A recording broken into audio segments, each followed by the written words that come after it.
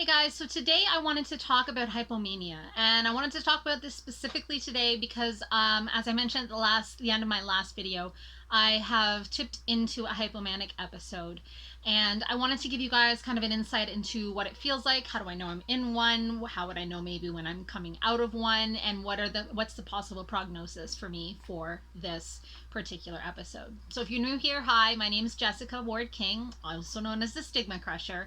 And here in this channel, we deal with issues of mental health and mental illness from my perspectives as a person with lived experience of bipolar 2 disorder, as well as a person with lived experience of having a PhD. So if you are new here, please hit subscribe and hit that notifications bell if you would like to be notified each and every week when I post as well. So let's get into it. Hypomania is one of the states of bipolar disorder, and particularly for me for bipolar 2, this is usually as high as I get in terms of my on the kind of the mania hypomania scale.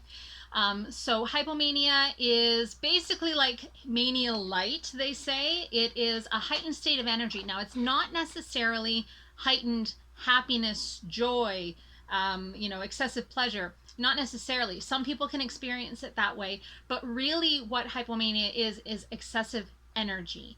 And this can be shown through less time sleeping, less need for sleep, and then also excessive goal-directed activity. It could be like excessive shopping. It could be engaging in more addictive behaviors. It could be things like hypersexuality, hyperspending, a variety of those kinds of activities that feel good. You're more motivated to be doing them and do them more often than you normally would, and have a higher drive to do them as well than you normally would.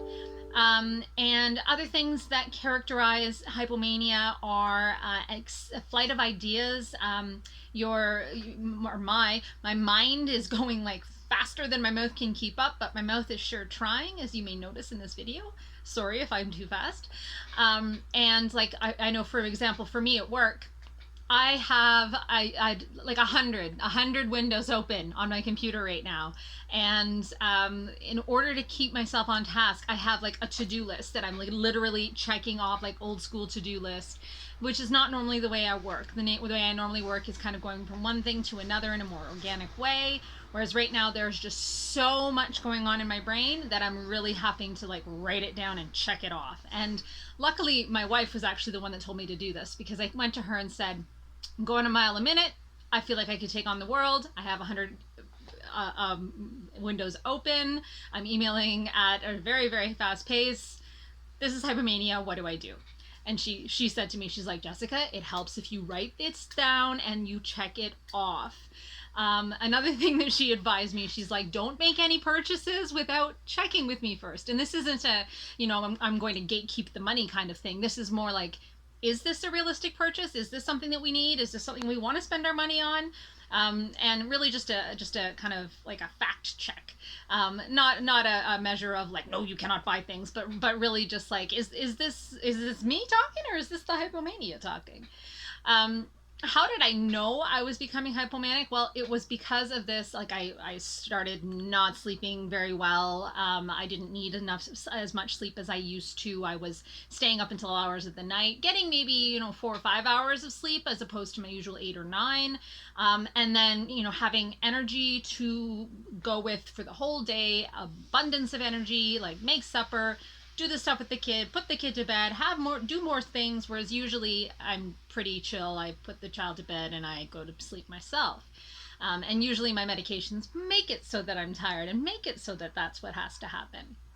So I started noticing that. I started noticing hypersexuality, and that I was wanting to engage in sexual behaviors more often than typical. I was starting to notice that I was just, it wasn't like I was having a zest for life necessarily. It was like I wanted to consume life very, very quickly and all at once. And at first, for me, this particular episode of hypomania had a very positive emotional valence. So I had come out of my long, long depression into a period of feeling good and feeling like normal as much as I can be. But then kind of tipped into this where it was really like, it was a positive experience. I felt great, like I could take on the world, but at the same time I could tell that it wasn't quite me. It was a bit disordered. And now, as this hypomanic episode has progressed, so it's been about a week and a couple of days, maybe like 8 or 10 days, I've noticed that the emotional valence has shifted a little bit, so that what it feels like is like I don't want to be in my skin, like I'm vibrating, like I can't stop moving, I'm shaking my legs, I'm fidgeting, I'm having to walk, I'm having to move around, I can't get comfortable, and it really feels like I'm just vibrating in my skin, and it's actually become a not so enjoyable experience again. And quite often my hypomanic episodes are like that. They're more like a dysphoric hypomania. So the energy is there, I'm go go go, but my emotional experience of it is not altogether like 100% positive. I still do feel like I could take on the world, and there's a lot going on at work, so I'm like, hey, this is great, my hypomania is being really adaptive. And I've had this experience before too. When I was writing my PhD thesis, I had a hypomanic episode, and it really helped me in terms of having the hours in the day to spend writing and like the motivation to keep going. It really helped me get some words down on paper. Now, is it always the highest quality of work? I like to try to think so, but knowing that some of my behavior is a little bit disordered when I'm in a hypomanic episode, that this isn't my normal, very strictly considered calm state, I know that I'm more likely to make mistakes. I'm more likely to do things that are impulsive. I'm more likely to send emails before I've checked, send meeting requests before I've checked the times that I've put in. And so I've had to correct some mistakes that I've made just because I'm more impulsive, I'm more go go go, and there's more things in my head and on my mind.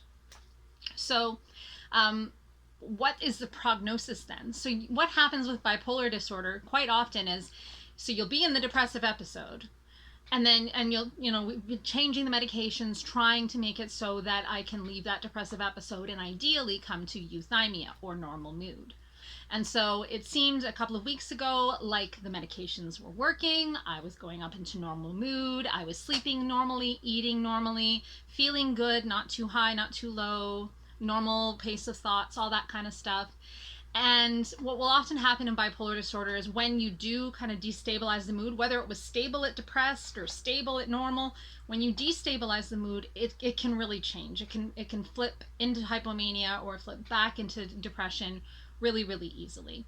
And so one of the things that we've had to do when I came into this hypomanic episode was to change my medication slightly. So I was taking a stimulant to help with concentration and focus. And I've had to come off of that because it's a stimulating medication. It has the propensity to shift someone with bipolar disorder into mania or hypomania. And I've had to increase my mood stabilizer. Now that can have a depressant effect, and the risk, the possibility is there that I could flip from this hypomanic episode back down into depression, something that I 100% don't want to do. I was in that, in case you're new here, I was in that depressive episode for 2.5 years, and I do not want to go back there. Even for me right now, just the change to hypomania is even preferable. The risk here, though, is switching right into full mania. Now, I have had experiences, and this is where some of you may say, you may have bipolar 1. We won't go there for now, but I have had experiences where I have hallucinated, for example. This is not a fun time for anybody. And because my experience of the hypomanic episode isn't necessarily super positive, it's not like the most ideal state. We want euthymia and we want stability. And that's really what's the hardest thing in bipolar disorder, is to get stable, but not stable when you're depressed, not stable when you're manic or hypomanic, stable when you're euthymic. And that's the hardest thing. It's to get that balance. So it's like being on a teeter-totter. And I don't know if they probably don't have teeter-totters anymore because they're dangerous. But back in the day, if you remember being on a teeter-totter and trying to get it so that you and your friends were like completely balanced in the teeter-totter state just like this, is really, really hard. Somebody's always going to be either moving or jiggling or heavier or lighter, and the teeter-totter will go like this a lot easier than it will stay stable. And that's the case with bipolar disorder. And so the manipulation of medications can help to stabilize, but it can also help to destabilize. I haven't noticed in this particular instance anything in my life, so any psychosocial factors that would be particularly destabilizing. My job has been staying pretty constant. It's been busy but good. My family situation has been remaining pretty constant, busy but good. Summer hasn't really destabilized me because I'm still working as I was before. And so I'm not noticing any psychosocial factors, which is why I'm suspecting that it's really a chemical issue. And hoping that the measures that me and my care team have taken to address the chemical issue might help to stabilize. But because I went from depression and a kind of upwards trend through euthymia all the way to hypomania, there is that risk that if we can bring me down, I might go down further than I'd like. So stay tuned here. But your takeaway from this video can be: one, stability with bipolar is hard. Two, the experience of hypomania is not always a super positive one. It can have that emotional valence, but quite often there are difficulties, particularly if there are conflicts between yourself and your partner with respect to hypersexuality or with respect to spending or other addictive behaviors, or particularly if you're having trouble with work. If you are doing things that are more detrimental to your work, these things can be really harmful. So even though hypomania sounds like a good time, it's not necessarily a good time. And so my goal is going to be stability, but please God, let the stability be euthymic stability. Let it be normal mood stability. That's what I am aiming for. So stay with me, check back in next week to see how I'm doing. And we will get back to some more informational videos as time goes on, but people seem to really want to know how I was doing and how this journey was going for me. And so I'm updating you here on that. If you have any ideas about other videos you'd like to see, or if you have any questions about my experience of bipolar, please do put them in the comments down below. I will always respond to you. And take care of yourselves this week. Have a great week. I'll see you in my next video. Bye. 'Stigma Crusher.